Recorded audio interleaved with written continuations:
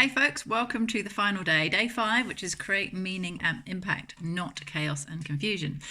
So no one would deliberately create chaos and confusion, but that unfortunately is the usual outcome if we don't think about it. So my key here today is to be deliberate and to be consistent, which hopefully you've got over the last few days anyway. So these little alignments of what are you trying to do and can you keep doing it consistently, this will turn into literally magic in your world. So what I'm going to touch on today is how words are kind of like spells and you need to be careful with them. How you can define meaning in a very personal way and let that be good enough for you. Stop comparing yourself to everybody else. And finally, what is your legacy from this time? What is the impact you're trying to make? And this goes for any time, but right now people are feeling a bit more focus around it, which I think is a great thing. So hopefully this will be soothing as well as inspiring, because I think there's so many people being heroic out there. We can sometimes think what we're doing isn't enough, and it is. So, first of all, what's your language? Language is spells. I'm going to quote Dumbledore here, unashamed Harry Potter fan. Words are the most inexhaustible source of magic that we have. I think that is so true. Well done, J.K. Rowling. So, as I said, you need to be really consistent and really deliberate. Think to yourself, am I phrasing this in the positive? This isn't about looking outside and if the sky is grey saying, oh, I really love grey skies.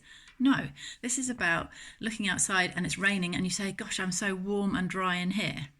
So not trying to turn something negative into something positive. That's just stupid. It's like putting a Post-it note over your fuel gauge so that you don't notice you're running out of fuel. That's not helpful. What is helpful is to notice what is working. Yes, you need to fill up the car with fuel, but you don't need to feel bad about the fact that you ran out of fuel. Next is, what do you want? So remember your cultural piece here. Remember who you are being. There's some nice techniques around appreciative inquiry, what is already working. And focus on that. Focus on what you want rather than what you're worried about or what you don't want people to do. It's kind of like, do you remember when if you've had kids and you say, don't do that or don't touch that? It's kind of like magnetizes it and makes it certain that they will. I can remember once my oldest was sliding his hands down the wall towards a socket that hadn't been properly plastered in yet.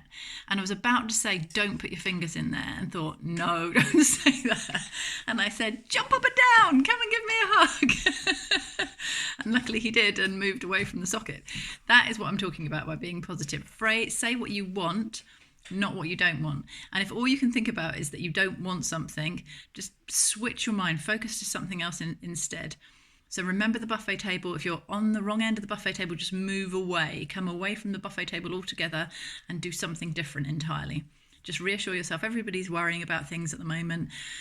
This is perfectly normal. I'm just going to go and take a nap. I'm just going to go and eat something nice. I'm just going to go and ring my friend, my mum, my son, whatever. Go and do something that makes you feel better. Okay, on to meaning. So what is meaningful for you? So your last forage there through what you want will obviously have pointed the way to what is meaningful. And if you think about, these times are brilliant for helping us focus on what is really meaningful. And I think so many family relationships will be stronger. I know my house has never been so tidy. I'm really looking forward to my garden looking amazing. The sun, I've never seen the sky so blue so many days in a row at this time of year. There's so much great stuff out there that feels meaningful. How do you know if it's meaningful? Well, it makes you feel good. If you experience love, peace, joy, contentment, that is something meaningful right there. Meaningful does not have to mean I just saved the world. I personally combated the coronavirus and the world pandemic all on my own. Or even that I'm a paramedic and I saved 10 lives today. If you did, great, but you don't have to do that to create meaning for you. You improved the relationship with your kids, or you made some time for somebody in your friendship circle who needed you, or you stroked the cat. Whatever makes you feel good is meaningful. What is not meaningful, the opposite of that, is to stare at your laptop thinking, I wish I could do more. Is to sit feeling worry and panic overtake you as your feeling of helplessness increases. That's not meaningful. That's just creating bad feelings. So if you find yourself doing that, just stop, pull away. That's the first step, is you'll find yourself increasingly noticing when you're not feeling good. Start to feel that mindfulness of, where am I? What am I doing? Just notice things in the room. There's a sofa, there's a dog, there's a chair. How am I feeling? I'm feeling cold, I'm feeling warm, I'm sitting on a comfortable seat, or I'm leaning against a hard wall. What are you doing? And as you notice these things, you'll come much more back into your body again, and you'll start to get a more present tense feeling, and you'll be able to move from that. The other thing not to do here is to compare what you're doing with what everybody else is doing. For those of you who are homeschooling for the first time, this is happening in our WhatsApp groups. I'm sure it's happening in WhatsApp groups all across the country. Are you managing to get through everything the school are sending? You're starting to judge yourself against what other people are doing. Stop judging yourself. You're doing a great job. If you are keeping your children loved and safe and fed and warm, good job. If you're managing to get some work done, or they're managing to get some work done, good. But stop comparing yourself to everybody else. That is not what creates meaning in your world. It's what you say creates meaning in your world. So meaning is kind of a personal thing. Impact, for me, is that kind of external meaning. So what are you managing to do externally? And again, here it's all about this consistency and the deliberateness. So what are you trying to do? When you thought about culture the other day, what were you trying to create? Were you trying to create a caring community, a fun community, an inspired community, intelligence, innovation? What are you going for here? And think about that at home as well. What kind of environment are you trying to create?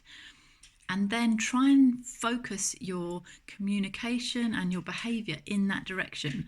And if you sense you're about to say something or do something that just does not vibe with what you're trying to do, pause and say, do you know what, I need to think about this a minute. And just go away and think about it, get yourself in a better place. I cannot impress upon you enough the importance of being at the right end of the buffet table when you start communicating. If you do not feel good, best not to communicate too much at all. Try and get yourself to feel good and then communicate. So the importance of finding a way of making yourself feel good on demand is really, really useful. I will recommend meditation again, and I promise I will put that article in. Phil, thank you for the reminder.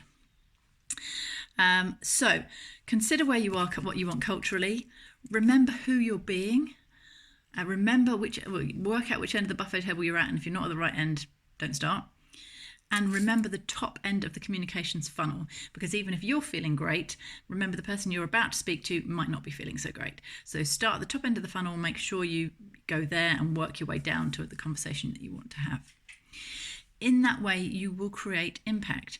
You will create a legacy of being the manager that kept on it, the manager that had goals and still kept them, the leader that, despite the chaos that was going on, was consistently reliable and communicated their care for people and their attention to what was important. It never wavered.